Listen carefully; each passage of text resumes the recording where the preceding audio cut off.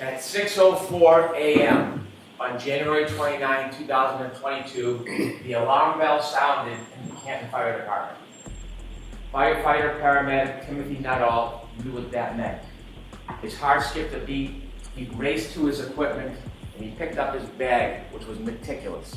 As the car pulled up to 34 Fairview, the ambulance, he stood at the back door, the doors open, and he stepped out into bedlam. He could hear a woman screaming and shrieking.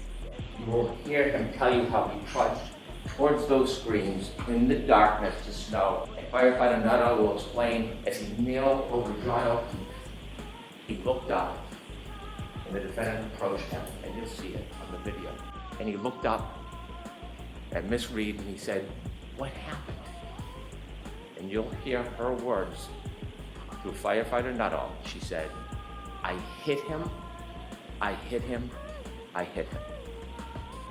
And it was at that time, with the words of the defendant, that she admitted what she had done that night, that she hit John O'Keefe. Now those words didn't mean anything to firefighter Nuttall. They weren't in context, they didn't reconcile with the injuries, it didn't help him in his treatment, so he ignored it. Now, firefighter Nuttall is not a police officer.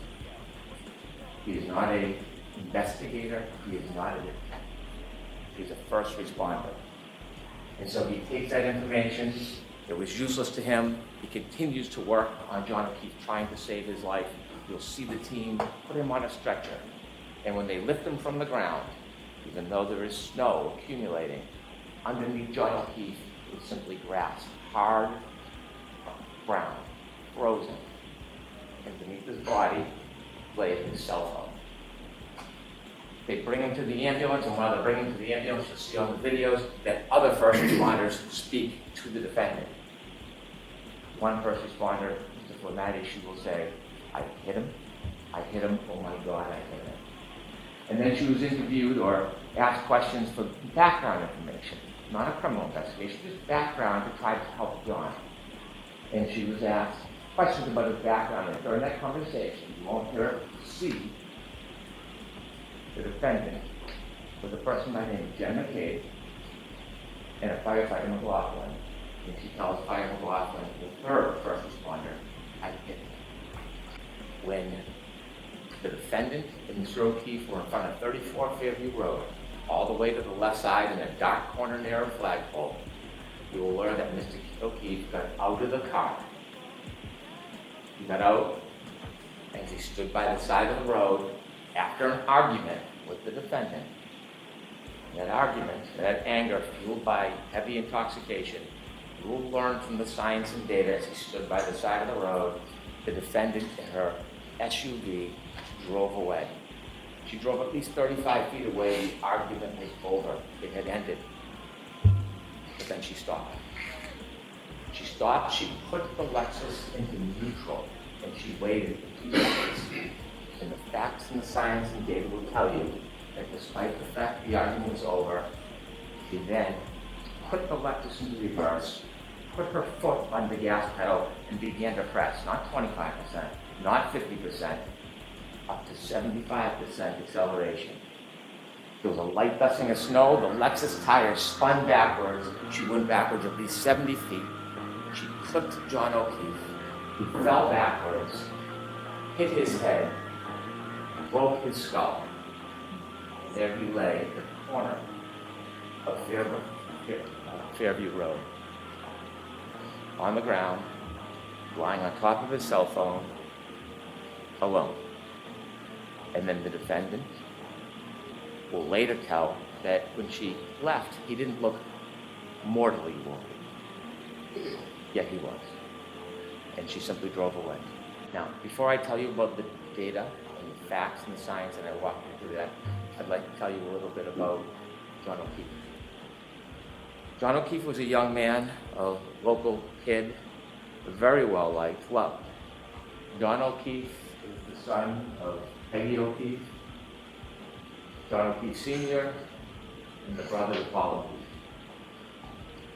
She helped with driving the children, feeding the children. It was a steady relationship until about the beginning of 2022.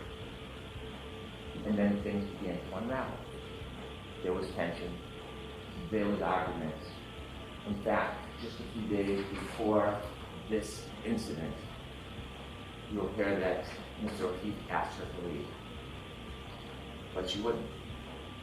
You will see the tension and the unraveling of the relationship. You will read about the discord between the defendant and Mr. O'Keefe. You will see that when he would ignore her calls, they would become incessant. When he would try to push away, she would come closer. You will read those text messages and you will realize that this was the beginning of the end of this relationship. I want to mention 3 different things you will find in a cell phone that are critical to this case. The first is called location data. Waze we've all heard of, Google Maps. Well, at some point that night, John put his Waze on, and Waze is like a breadcrumb. It will show exactly where the phone goes, second by second. It is the strongest, most accurate location data that you can have. And that night, John was using Waze. It also will have healthcare data. Healthcare data will show when somebody is moving. Sometimes it's qualified as steps, but it doesn't necessarily mean somebody's stepping, moving their arms, walking, turning. It doesn't show what direction or how far, but it shows movement of a person. Healthcare. And the third thing, remarkably, it will be an expert in this case, we found a data file from the phone, and it tracks the temperature of the cell phone battery. That will be critical to your analysis in this case, the temperature of the cell phone battery. After the discord, both the defendant and Mr. O'Keefe decided they would meet at a bar called McCarthy's. In trying to get directions, Jen McCabe tells John O'Keefe it's near Bella's mom's house. You'll learn that Bella, or her mom, was somebody that John had dated before this week. A truck is coming the other way.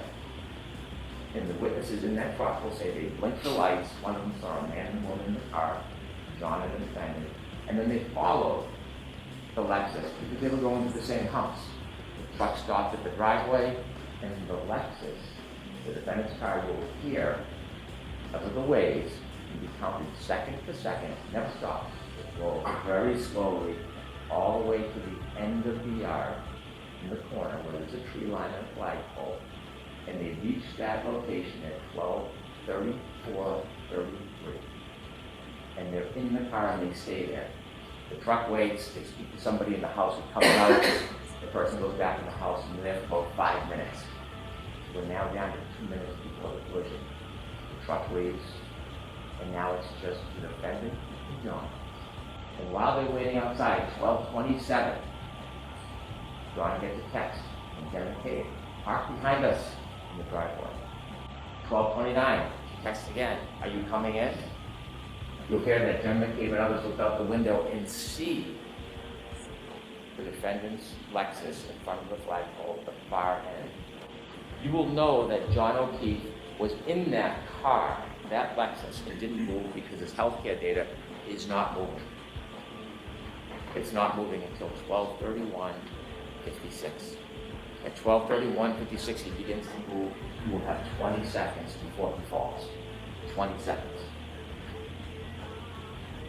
He gets out of the car, the Lexus, and in that 20 seconds, you'll hear that user initiated.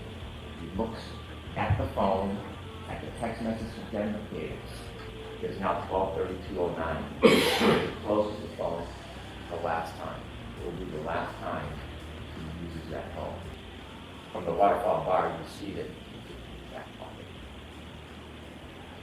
And at that time, 12:32:09, last user, he has 7 more seconds he will move before he lies dormant the rest of the night. We'll also have the information from the defendant's Lexus lap clocks. The clocks run differently. There's a 30-second variance, but it's right in the heart of that time. And you will see in the data at that time, when he makes his last movements with the phone, is when her car leaves 34 feet at least, stops, neutral, and then shoots into reverse with the tires spinning right towards him, right looking it out. You'll know they're arguing because the next morning she tells the firefighter, I'm sad because our last moments were fighting. She drives away. They said, she's made later statements that when she left, he didn't look mortally wounded. He lied on the ground on top of his phone, light dusting of snow, and snow now picking up. And he's just there. It's 12:37. Now, when he's in the car, before he gets to Fairview, the battery temperature of that phone is 77 degrees. 77 degrees in the one car. Now that he's been outside the car for 5 minutes, it drops to 72 degrees. She drives to his house. She makes a phone call at 12:33 after she's left Fairview. She calls again at 12:33 and leaves a message. You'll hear it. And you will hear the anger and rage in her voice. She leaves a message. John, I fucking hate you. Pardon my language. You will hear the simmering. And she leaves that message. He lies on the side of the road. He gets another text message that's unanswered. Hey, where are you? 12:45. Battery temperature, 61 degrees. So, at 12:53, cell phone drops to almost 60 degrees. You'll learn the message says, John, nobody knows where you are. And this is where the plot in the cover-up begins. The evidence will make clear that she knew he was there, but she did not call 911. She did not go back to him. She did not leave an anonymous tip. She left. It's now 1:07. Battery temperature 55 degrees. 1:14:53. Battery temperature 50 degrees. 5 o'clock. She is frantic. She wakes up John's niece and she is unintelligible. She is yelling, she's screaming, she asks for the niece to call Jen McCabe. She calls Jen McCabe, and you'll hear Jen McCabe recount out of her deep sleep. She wakes up and she hears, Jen, Jen, Jen, screaming Jen's name. John's dead. Hangs up the phone. He then minutes later calls another person, Kerry Roberts, a friend of John O'Keefe.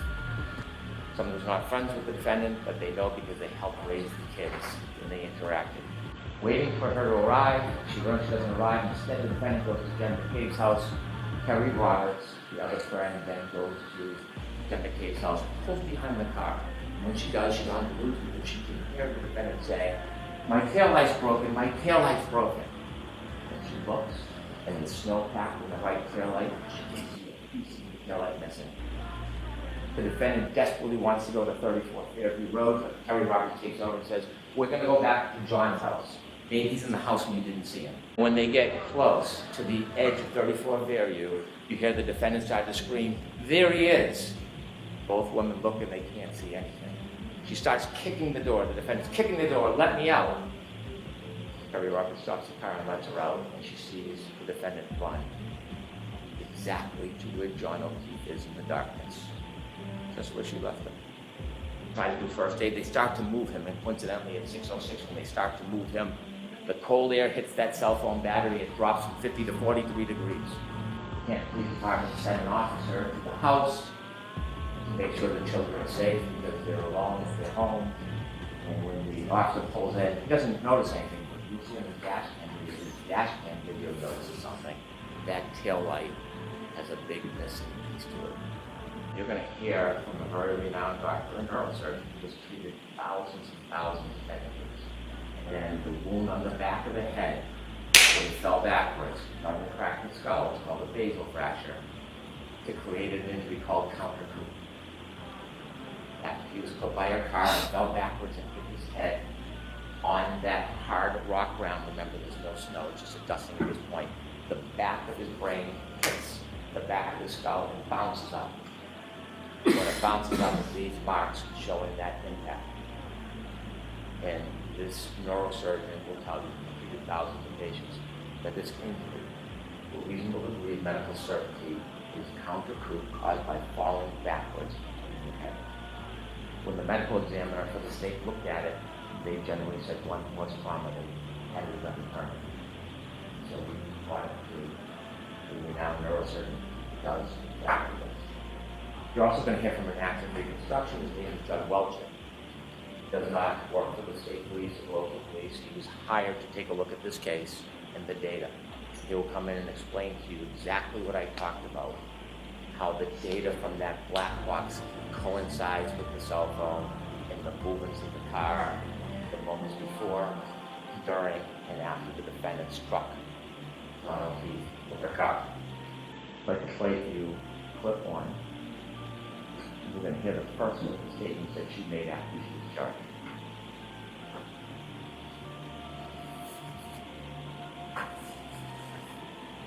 I mean, I didn't think I hit him, but could I have clipped him? Could I have tagged him in the knee and incapacitated him? He didn't look mortally wounded as far as I could see, but could I have done something that knocked him out and in his drunkenness and in the cold didn't come to again? And this would have been the moment you dropped him off at the party. Yeah, would have had to. Isn't everyone? Ladies and gentlemen, I simply ask you to follow the evidence, follow the science, follow the data. Ignore speculation, surmise, conjecture. Stay true to the evidence. It will lead you to the truth. The evidence in this case will establish above everything else 3 points. There was no collision with John O'Keefe. There was no collision. There was no collision. John O'Keefe did not die from being hit by a vehicle. Period. The facts will show that. The evidence will show that. The data will show that. The science will show that. And the experts will tell you that. You'll learn that the Commonwealth has pinned its entire case on a brazen and a flawed assertion that is untethered, unconnected to the facts and to the evidence. And their assertion is contrary to science. Because at the end of the day, folks, there was no collision with John O'Keefe. So how did we end up here? How does Karen Reed end up sitting in that chair on trial for an event that literally never happened? Well, the evidence is going to explain it. And it can be summed up in the following text message at the very beginning of this investigation. A text message of a now fired Massachusetts State Police officer named Michael Proctor. He was the lead investigator on this case, and he was talking about a fellow officer, a fellow cop, who owned the property where John O'Keefe's body was found. Text message with a buddy. Question: is the homeowner going to catch any shit? Answer: nope. He's a Boston cop too.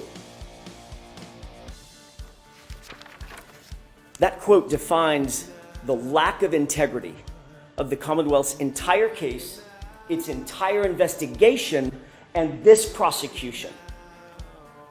During the course of this trial, you'll learn much more about Mr. Proctor, why he said that, and what it really means.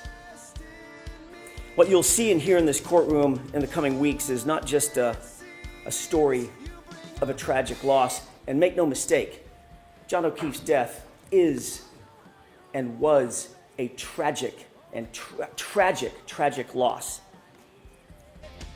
But the story you'll hear is about an investigation that was riddled with errors from the beginning, a rush to judgment, conflicted, and corrupted from the start. Corrupted by bias, corrupted by incompetence, and corrupted by deceit. Finally, it was corrupted by a deliberate effort to avoid and to cover up the very truth that you are seeking. You'll find when you hear the evidence that the Commonwealth's case is the literal definition of reasonable doubt. They won't be able to talk their way out of it. They won't be able to explain their way out of it. They won't be able to excuse their way out of it. And they can't meet their extreme burden of proof, which the court will tell you is beyond any and all reasonable doubt and to a moral certainty. Members of the jury, Karen Reed found John O'Keefe dead on the front lawn of Boston police officer Brian Albert at 6 a.m. on January 29th, 2022. Picture the scene. Blood-curdling screams, ambulances, emergency lights on, fire engines, ladder trucks, paramedics, patrol vehicles, patrol cruisers, police officers, first responders, firefighters, all swarming all over Brian Albert's lawn, literally feet under his bedroom window. Yet Brian Albert, a sworn peace officer, a first responder himself, never came outside. Never went outside to see what the chaos was about, never went outside to see if he could assist a man in need, never walked outside his house to see if he could help a fallen fellow officer on his own front lawn. More shockingly, you'll learn that lead investigator for the Massachusetts police, Michael Proctor, never set foot inside Brian Albert's house that day. Never engaged in any investigation inside that house that day, even though a party with much alcohol had just occurred in that house, and even though a Boston police officer was found dead or dying just mere feet from the front door on that lawn. He never secured the crime scene, never separated and secured witnesses, he never properly collected evidence, he never secured the evidence, he never searched for signs of a struggle inside or outside the home. Michael Proctor never did any of these things, even though fellow officers of Michael Proctor's, actually mentioned, in their words, not mine, that it looked like John O'Keefe may have been, quote, in a fight. You'll have questions about that conduct. During the course of this trial, you'll find that the Commonwealth will not have answers. You'll see from the evidence in this case that this case carries a malignancy, one that is spread through the investigation, it's spread through the prosecution from the very start, from the jump. A cancer that cannot be cut out, a cancer that cannot be cured. And that cancer has a name, and his name is Michael Proctor. Now, you didn't hear his name in the prosecution's opening statement. Not once. I suspect that was probably by design. But make no mistake about it, the evidence will show in this case that Michael Proctor is the very definition of the Commonwealth's case. And he's also their Achilles heel. He was the lead investigator on the case officer, the architect of the entire prosecution. You'll learn there's not a single part of this case, folks, not a single part that he didn't touch, that he didn't direct, that he didn't orchestrate personally. Every single bit of it has his fingerprints on it. You'll learn that Michael Proctor was a longtime family friend of the Alberts. And he's been disgraced by his own agency, not by us, by the Massachusetts State Police. Investigated, suspended, and fired. The evidence will show that Massachusetts State Police found Michael Proctor guilty of bringing dishonor to the department for his conduct, not in some other case, not in some tangential case, in this case. The investigation of Karen Reed. Conduct that included bias in favor of his friends, the all-powerful Albert family, and bias against my client, Miss Reed, the outsider. Do you have any idea how hard it is for a state trooper to get fired? The evidence is going to show that Michael Proctor earned it. Every bit of it. You'll hear that within hours of a Boston police officer being found dead on Brian Albert's lawn, Michael Proctor, the lead investigator, who had investigated exactly nothing up to this point, right at the beginning, made an early pronouncement that Brian Albert himself was not going to, quote, catch any shit, end quote. And that was for one reason, and one reason only. He's a Boston cop. The The evidence will show that Michael Proctor made this statement in a text conversation with his high school buddies.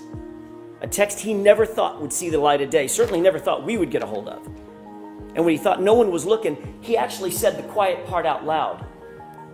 He's a cop too. We'll give him a pass. You'll learn that in Michael Proctor's world, rank has its privileges. The evidence will show that's privileges that you don't get and I don't get. But apparently a Boston police officer, Brian Albert, and his friends, they do get. You'll learn that in Michael Proctor's world, he didn't care about finding the truth. In his world, his priority was to protect the brotherhood, to protect that blue wall, to protect his friends who were at the Alberts' house that night. They started at a local watering hole called C.F. McCarthy's. You've heard that name before and you'll hear it again. And eventually they made their way over to the Waterfall Bar and Grill, another bar where they ended up. When they got to the Waterfall Bar and Grill, the Albert family was already there, already heavily drinking. You'll learn that this was no ordinary family, the Alberts. The Albert family was a well-known Canton family. Some might even describe them as a very powerful Canton family. Brian Albert was there at the Waterfall. You'll hear that he's a longtime Boston police officer. His wife, Nicole Albert, was there with him. His brother, Chris Albert, a powerful Canton politician. He sits on the select board. The select board actually governs the police department, the Canton PD. He was there. His wife, Julie Albert, was there. Their daughter, Caitlin Albert, was there. His sister-in-law, Jennifer McCabe, was there. Her husband, Matt McCabe, was also there. They were all there drinking before John and before Karen ever arrived. You'll learn that a man by the name of Brian Higgins, also a law enforcement officer and longtime friend, longtime pal of Brian Albert, he was also there. And the two of them, the two Bryans, had been drinking most of the night together. You'll see video footage from the waterfall, which will show you that Karen and John were happy. They were affectionate. They were caring. They were loving. Just business as usual, out on a date on a Friday night. But that exact same video footage which lead investigator Michael Proctor plainly chose to ignore that video footage. It paints a very different picture of Brian Higgins. You'll learn that Higgins had romantic designs for Karen. That becomes important. Brian Higgins had engaged Karen in flirtatious texts, but days earlier she had put a stop to it. She had ghosted him. The evidence will show that the first time he saw her and was in her presence after being rejected by her was when she walked into the Waterfall Bar and Grill along with her boyfriend, John O'Keefe. At 11:58 p.m., just minutes before John ultimately arrived at the Albert residence, you'll see a video at the Waterfall of an unsettling interaction, troubling interaction between Brian Higgins and John O'Keefe. And unlike the lead investigator, Michael Proctor, in this case, you won't ignore that evidence. As the bar was closing around 12 midnight, the Alberts invited everybody back to their house for a get-together to just keep the night going. They got out of the SUV to make sure they had the right address. You see, neither John nor Karen had ever been to 34 Fairview. They weren't even sure they were at the right address. And the evidence will establish that John got out of the SUV and went into the house. Let me say that again.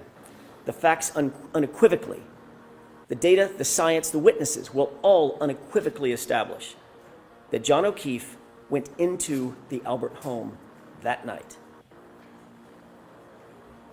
Eyewitnesses and forensic data will establish that fact. She was left alone in a car, in the cold, in the middle of the night, with the car idling. John had gone into the house. She expected him to come right back out, and when he didn't, seconds turned into minutes, and minutes started to clock away.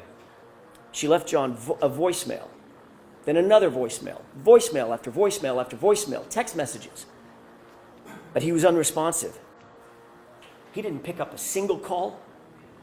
He didn't respond to a single text. The longer he didn't respond, the more upset she got. The Commonwealth will intimate, as they already have in their opening statement, that these voicemails are evidence that the two were fighting. The actual evidence in this case, however, will show the exact opposite. You'll hear that Karen was very agitated. You'll hear some voicemails where she's swearing. You'll hear voicemails where she calls him names. There's name calling. But you'll also hear the context of those voicemails.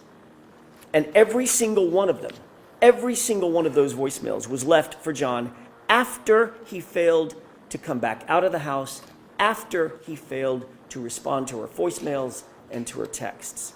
Karen believed John had just left her sitting there, grabbed a beer, was partying with his friends. The evidence will actually show that John and Karen never had a crossword, not a single crossword that entire evening before he left that SUV and went inside the house. And you will learn what Karen had absolutely no way of knowing at the time. It wasn't that he wouldn't respond to her. It's that he couldn't respond to her. And the evidence will show you why. Let's talk about that. We'll introduce you to a doctor named Elizabeth Lopasada, a renowned forensic pathologist, a medical examiner, and a professor at Brown University. She will tell you that the injury to the back of John's head, first of all, was immediately incapacitating. And that has meaning. At the moment he suffered that fatal head injury, he couldn't walk, talk, grab his phone, cry for help, nothing. He was completely incapacitated, completely unconscious from the moment he suffered that injury. But the doctor will tell you something more, and just as important. She'll tell you that John O'Keefe did not suffer from hypothermia, as the Commonwealth will undoubtedly allege. His body showed no signs of it. No frostbite, no cold-induced injuries to his organs, no damage based on cold or frost. Ladies and gentlemen, the scientific evidence and the medical evidence will establish that John O'Keefe had to be injured somewhere else, somewhere warmer, and his body had to have been moved out into the cold. You will learn that John did not have a single injury consistent with being hit by a car. Let me say that again. The evidence will establish that John did not suffer a single injury on his body consistent with having been hit by a car. Not one. You'll learn that John's torso, his ribs, his chest, his arms, his hips, his legs, his knees, his ankles, his feet, all of them, no broken bones, no fractures, no contusions, no torn ligaments, no internal injuries, not even a bruise. Nothing consistent with a car accident, despite the Commonwealth's contention that he was slammed into by a 6,000-pound SUV. Not a bruise. Dr. Lopasada will tell you with medical certainty that, in fact, John was not struck by a vehicle. Medically and scientifically, he could not have been struck by a vehicle. Therefore, as I said, there was no collision. She will tell you that the patterned abrasions on John's right arm, the patterned abrasions you see over my left shoulder, they're not the result of being struck by a car or a taillight. You'll take one look at these injuries and you'll agree with Dr. Lopasada. The evidence will show that these injuries are from an animal, like a large dog, like the large dog that was inside the Albert house that night. You'll learn that Brian Albert has actually admitted that his large dog, the family dog, is, quote, not good with strangers. And of course, John, never having been to the house before, was a stranger that night. You'll also learn that oddly, very oddly, after having their family pet for 7 years, a short time after this incident, the Alberts got rid of that dog. They called it rehoming her. But she was gone. Dr. Lopasada will also tell you that the injury to John's head was not the result of falling backward onto a flat lawn, cold or otherwise. Rather, Dr. Lopasada will tell you with medical certainty that the injury pattern to his scalp was produced by an impact from a raised or ledged surface, a surface that does not exist on Brian Albert's front lawn where John was found. The medical evidence will establish no hypothermia, no injuries from a car strike, no collision with a motor vehicle. And forensic analysis of John's cell phone, Mr. Brennan mentioned that in his opening statement. The Commonwealth's own expert will ultimately support the exact facts that I just told you, including the temperature data. John O'Keefe was injured someplace warmer, and he was moved. That alone is reasonable doubt, but there's much more. You'll also learn that there were many people at that after-hours gathering at Brian Albert's house who would have left by the front door just feet from where John O'Keefe's body would have ultimately been, had he actually been there. There were nearly a dozen people who walked out that front door directly adjacent to the precise spot where John O'Keefe would have been lying. Not a single person, not one, not a single person, saw a 6'2", 216-pound man laying sprawled in the front lawn in dark clothing on a light white dusting of snow. Not one. Then the evidence will also show that every one of those same people drove by that same spot, not walked by it, drove by it to leave the house, and still not one of them saw John laying in the yard when they left between 1 a.m. and 2 a.m. in the morning. You will find never saw a body on that lawn. The snowplow driver, a completely independent witness charged with plowing the streets in Canton that night. You'll hear that Michael Proctor, oh, he's not done yet, Mr. Proctor. You'll hear that Michael Proctor wrote a report where he claimed that Fairview had not been plowed that night. You'll learn that that was completely false. That was a lie. Michael Proctor did not want any more witnesses. He didn't want the truth, and he falsely claimed that the road was never plowed. You'll learn that he wouldn't look for the plow driver, but we did, and we found, and we'll introduce you to, Brian Loughran. He plowed Fairview that night, and what he's going to tell you is that there was no body on that lawn at 2:30 in the morning. You'll learn that Brian Loughran passed by 34 Fairview, traveling right next to Brian Albert's front yard, and at 2:30 a.m., John O'Keefe was not there. But you'll see that the plow driver also provides some other troubling information, troubling testimony for the Commonwealth. You'll learn that after making that pass at 2:30 a.m., he showed up with his plow an hour later. He stopped at the entrance of Fairview. He was looking up Fairview to decide whether or not to plow it, but he saw an obstruction. At 3:30 a.m., he looked down the street, and in the very spot precisely where Karen would later find John's body laying at 6 a.m., there was a car parked in front of it, a Ford Edge. You're going to ask yourself, who's moving a car at 3:30 in the morning into a blizzard on the side of the road? You'll learn that Michael Proctor, the lead investigator, intentionally ignored this fact as well. He did no investigation to find out who owned a Ford Edge, but again, we did.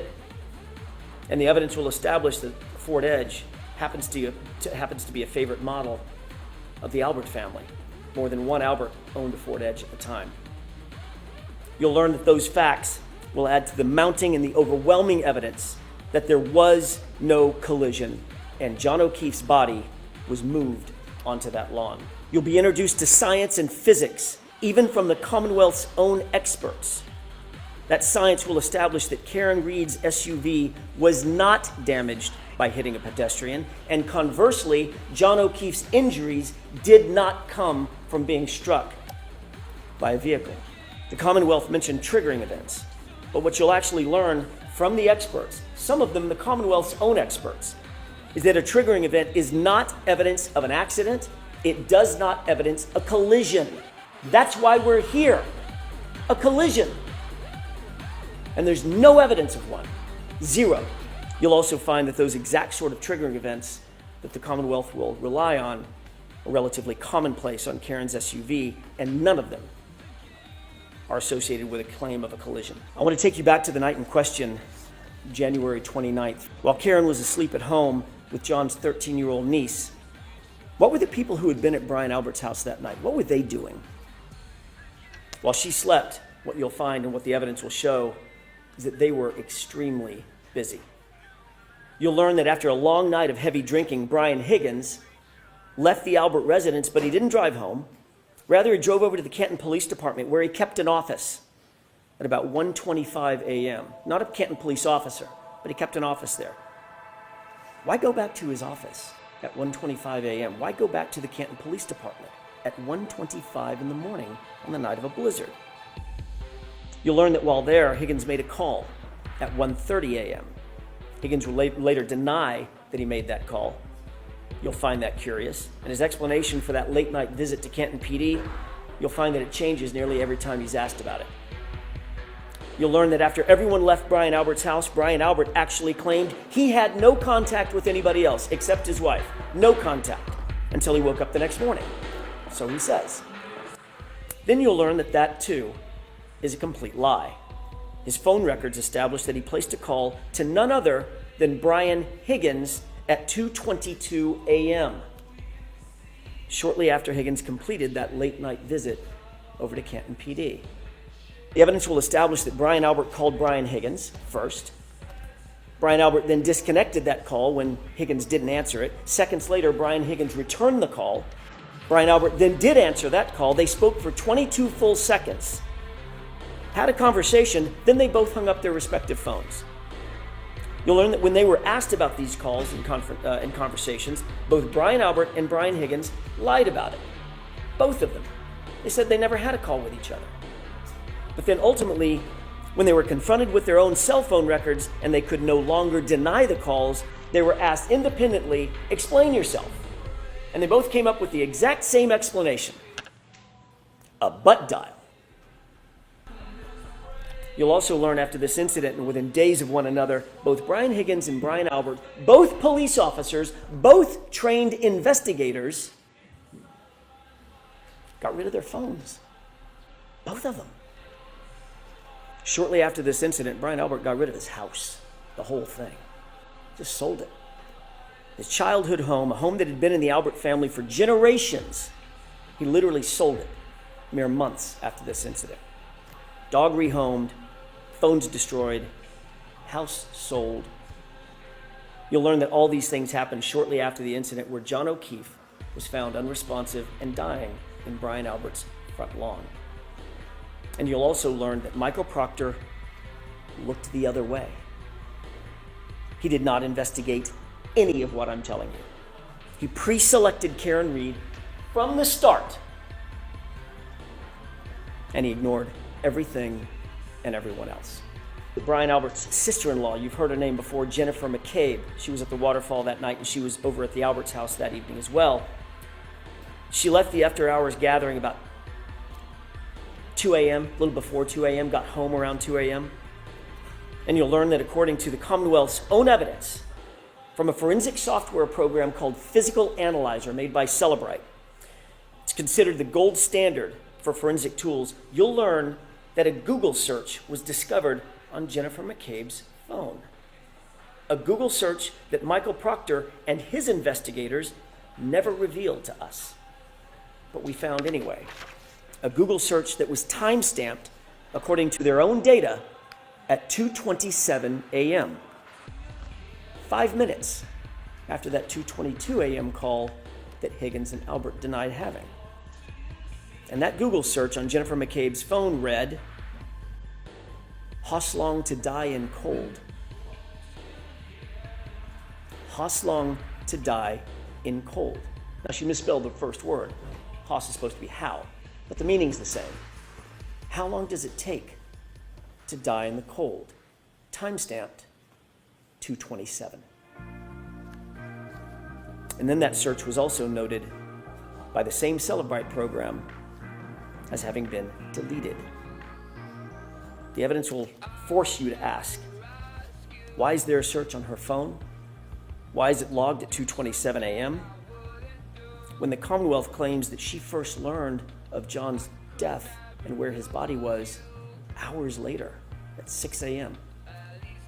So what you'll learn is that while Karen slept, here's what was actually happening by some other very busy bees. 1:25 a.m., Brian Higgins makes an unexpected visit to Canton PD. 1:30 a.m., he makes a phone call that he later denies ever making. At 2:22 a.m., Brian Higgins and Brian Albert talk. They both deny and lie about having made that phone call. 2:27 a.m., 5 minutes later, a Google search appears on Jennifer McCabe's phone, "Haas Long to die in cold," hours before John's body was ever discovered. A Google search she denies making, and that she later, or at least it was later logged as deleted. Meanwhile, at 2:30 a.m., the plow driver confirms that O'Keefe's body was not on the lawn of Brian Albert's house, not at 2:30 in the morning. And at 3:30 in the morning, that area was obstructed by a Ford Edge like the one the Albert family liked to own. She backed out of the garage, and during the course of the trial, you'll hear that she actually struck another car with that right rear taillight. During the course of this trial, the Commonwealth is going to desperately claim that Karen Reed's taillight was actually damaged by hitting John O'Keefe. They'll have no evidence of it, mind you, none. But they'll make the claim. We'll show you a video of exactly how that taillight was originally damaged. As a result, the taillight was minimally cracked, but it wasn't completely shattered or damaged or broken. And that's the condition of the SUV when Michael Proctor got a hold of it. That becomes important. You'll hear from an independent police officer, an eyewitness to the damage on that SUV, someone not connected to Michael Proctor or under his control. And he'll tell you that he saw the taillight damaged before it was in Michael Proctor's possession, but it was not completely shattered. When she woke up and he still wasn't home, she was just racking her brain for what could have happened to him, and she was worried about possibly the worst. He had gotten out of the car, he'd walked to the house, she was confused, and later, when she found him at 6 a.m. on the lawn, where she last saw him going toward the house, her mind started reeling, "Oh my God, did a plow hit him? Did I hit him? Could I have hit him? What could have happened to him?" And that video clip that you saw, out of context, when she said the words, he did not look like he was mortally wounded, she's not talking about at midnight. She's talking about at 6 a.m. when she found him. That's what she was talking about. Your job will be to make sure that the evidence isn't presented to you too cute by half. That's not a confession. Could I have hit him? Did I hit him? Could a plow have hit him? That's a person trying to make sense of an unexplainable circumstance, a natural concern of a bereaved significant other, a woman desperately trying to piece together what could have happened on this tragic night. John didn't come home. And the evidence will show that Karen Reed never said, "I hit him." Never. Not in the background of the 911 recording, not on any dash cam video, not on any audio, not on any police body cam, not to a first responder. It's never mentioned in a single report. It's never reported in a single report from January 29th, not by one person, because it never happened. The evidence will show that there were at least 13 members of law enforcement or first responders and 2 civilian witnesses that were intently focused on what was happening at that scene. They were all over the lawn. They were all over Karen. Officer Sarath, Mullaney, Good, Lank, EMT Nuttall, Flamati, Kelly, Walsh, Woodbury, Whitley, Becker, Robery, McLaughlin, Carrie Roberts, Jennifer McCabe. They were all there, watching and listening. On January 29th, when John O'Keefe was found, not one first responder reported having heard Karen Reed say the words, "I hit him." Not one. Not one civilian reported having heard Karen Reed say, "I hit him." The facts will show that the first time this improved statement was ever claimed to have been made was some 24 hours later by a single EMT in an interview. Now listen to this. In an interview coordinated by a Canton police detective named Kevin Albert, Brian Albert's brother. And remember, Chris Albert, the other brother, is a board selectman to whom the Canton Police Department reports. And what's more, you'll learn that Katie McLaughlin, that's the EMT, that's the single EMT, the first person to have claimed to have heard this unrecorded and unreported statement, is years-long close personal friends with a young woman named Caitlin Albert. You heard that right. It's Brian Albert's daughter. During the course of this trial, you'll become familiar with, and you'll realize that the Alberts are indeed a powerful and indeed an influential family. And that will mean something. Michael Proctor himself, the lead investigator and architect of this entire case, has a long-standing and personal relationship with the Albert family. Yes, that same Albert family. His sister was close friends with Julie Albert. He sat at a head table at weddings with the Albert family. He entrusted the Alberts with babysitting his own children. You heard that correctly. And yet he was the lead detective assigned to investigate the circumstances of a Boston police officer laying dead on the Alberts' front lawn. That's not just bias. That's not just coincidence. That, folks, is corruption. And you'll see how far it went. Michael Proctor was alone with all the critical evidence in this case, alone with Karen Reed's phone, alone with John's phone, alone with video footage, alone with the taillight material, alone when he claimed to recover evidence from 34 Fairview. He wrote the search warrants, he transported the evidence, he secured it, he submitted it, he did it all. That's Michael Proctor, and he did it without any reasonable oversight. You'll see during the trial that he intentionally lied and fabricated evidence during the course of this investigation. He lied in reports, warrants, he lied under oath. He lied about the time that he actually secured Karen Reed's vehicle. Why? Why would he lie about that? The evidence will give you the answer. He lied because he did not want it revealed that he had access to that vehicle and he had access to that taillight before any taillight fragments were found at 34 Fairview. Appreciate that. He had access to the vehicle before a single piece of taillight material was ever found at the scene. You'll find that there were two searches. The first and second search found zero. Nothing. Nothing around John's body. Nothing in the street. Not one piece of taillight fragment. But once Michael Proctor had that SUV and had the taillight in his custody and control, suddenly items started magically showing up. And not just a few items. 46 pieces of bright red taillight laying in the snow, supposedly found in the exact same spot that was searched not once, but twice by independent officers. Came up with zero. To be clear, you'll learn that before Michael Proctor had access to that taillight, not a single piece was ever recovered at 34 Fairview. That will become vitally, vitally important. And what about those shards of plastic, by the way? What about this DNA that the Commonwealth mentioned? They're going to try to dazzle you with talk of DNA because it sounds so scientific. DNA was on the taillight. But you'll learn that there was no DNA on the actual shards that they claim came in contact with John's arm. None. There was no blood, no tissue, no skin, no DNA on a single shard of plastic that they claim cut deep abrasions into John's arm, the arm that you saw overhead. It wasn't just one male's DNA. In that exact same sample, there were 3 men found, John and 2 unidentified males. So unless the Commonwealth is going to shift their theory that that SUV hit 3 men that night, their entire theory falls apart. And speaking of DNA, the evidence will further establish that John O'Keefe's shoe, the one that he was wearing when he was found, was sampled. And that DNA revealed 5, count them, 5 unidentified males. Recall that the evidence will establish independently that John was injured someplace warmer and had to be moved onto that lawn. 5 unidentified males touching that shoe. You'll also learn that you are not the first person, not the first to hear about the Commonwealth's theory of this case, that John was hit by an SUV. That's their theory. The Commonwealth presented this exact same claim to their own medical examiner, a woman by the name of Dr. Irini Scorti-Bello.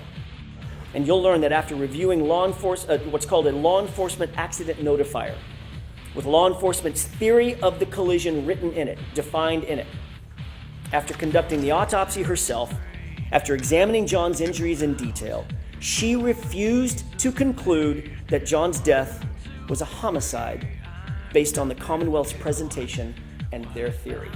That's right. The Commonwealth's own medical examiner will not deem the manner of death in this case, a homicide. She won't do it. But they're nonetheless back again trying to present the exact same theory to you in this trial. Again, the evidence will show that that is reasonable doubt. Throughout this trial, the Commonwealth will try to convince you of paranormal events, phones calling themselves, messages deleting themselves, Google searches made and then unmade, evidence magically appearing and evidence magically disappearing. But all that smoke and all those mirrors will not ever reach their burden. Those in the house and the utter lack of investigation speaks volumes about those who actually have something to hide. Karen Reed is not guilty of hitting John O'Keefe with her SUV. There was no collision. She's the victim of a botched and biased and corrupted investigation that was never about the truth, folks. It was about preserving loyalty. You'll find that this case is the very definition of reasonable doubt. And at the end of this trial, we'll ask you to return the only verdicts, all three of them, that are consistent with the evidence, the science, the truth, and justice.